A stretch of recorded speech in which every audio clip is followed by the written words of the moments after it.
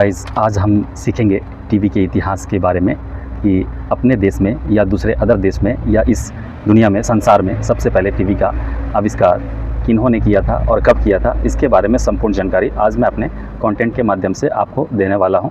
तो प्लीज़ मेरे YouTube channel पे आप बने रहिएगा, वीडियो को स्किप नहीं कीजिएगा।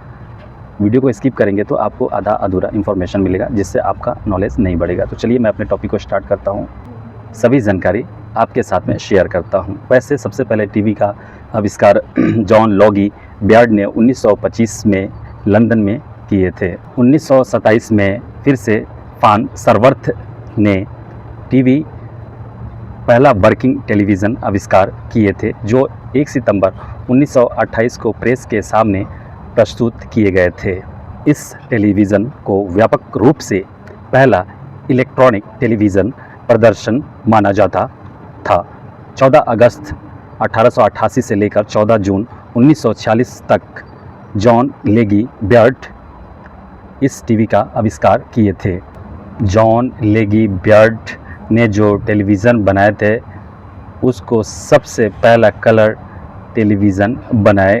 वैसे सबसे पहला जो ब्रॉडकास्टिंग की गई थी वो सन 1940 में किया गया था। आइए गाइस, मैं आपको कुछ और भारत के टेलीविज़न के विकास के बारे में, आविष्कार के बारे में आपको जानकारी देता हूं। वैसे गाइस, भारत के टेलीविज़न खोज का इतिहास जानना बेहद हमारे लिए ज़रूरी है। भारत में टेलीविज़न प्रसारण की शुरुआत 15 सितंबर 1959 को दिल्ली राजधानी से हुई थी। इसे एक प्रयोग के रूप में शुरू किया गया था और इसके पीछे का सभी जिम्मेदारी दी गई थी दूरदर्शन को, जिसे उस समय के टेलीविज़न इंडिया कहा जाता था। कलर टीवी का आगमन कब हुआ, ये बेहद अब जान लेना आपके लिए बहुत ज़रूरी हो गया है। वैसे गाइज, इसके बारे में भी आपको संक्षिप्त में बता देता हूँ। भारत में कलर टीवी का आगमन 25 अप्रैल 1982 में हुआ था। सबसे पहले इसकी शुरुआत मद्रास में हुई थी। दूरदर्शन को किसने बनाए थे, ये सभी जानकारी आपको अभी देने वाला हूँ, और ये जानना हमारे लिए महत्वपूर्ण भी हो जाता है क्योंकि हम भारत के वासी हैं। भारत सरकार द्वारा स्थापित एक स्वायत्त सार्वजनिक सेवा प्रसारक चैनल बनाया गया, जो प्रसार भारत के 2 प्रभागों में से एक है। यह स्टूडियो और ट्रांसमीटर बुनियादी ढांचे के मामले में भारत के सबसे बड़े प्रसारण संगठनों में से एक है, जिसका स्थापना 15 सितंबर 1959 को की गई थी। जेसु जॉर्ज है कलर टीवी के मालिक है। ये अभी नए ज़माने के मालिक हैं। वैसे उस ज़माने में भारत के पास में दूरदर्शन केंद्र भी था।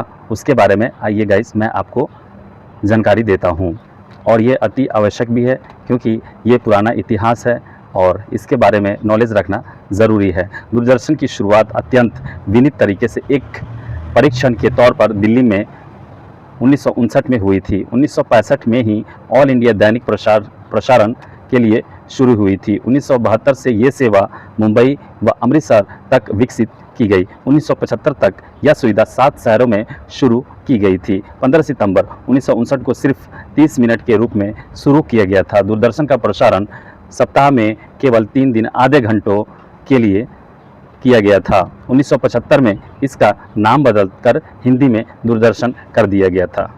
गाइस, ये अब जानना ज़रूरी है कि दूरदर्शन चैनल तो बन गया, लेकिन उस पर क्या क्या चैनल पे क्या क्या काम या क्या क्या नॉलेज के रूप में चैनल पे चलाया जाता था। दूरदर्शन अपने दर्शक को 66 दूरदर्शन केंद्रों के माध्यम से 36 डीडी चैनलों पे प्रसारण किया करता था, जो विभिन्न वितरण प्लेटफॉर्मों जैसे cable, DTH, IPTV, news on air, mobile app, विभिन्न यूट्यूब चैनलों और 190 प्लस देशों में वैश्विक उपस्थिति वाले अपने अंतर्राष्ट्रीय चैनल डीडी इंडिया के माध्यम से कार्यक्रम प्रस्तुत किए जाते थे।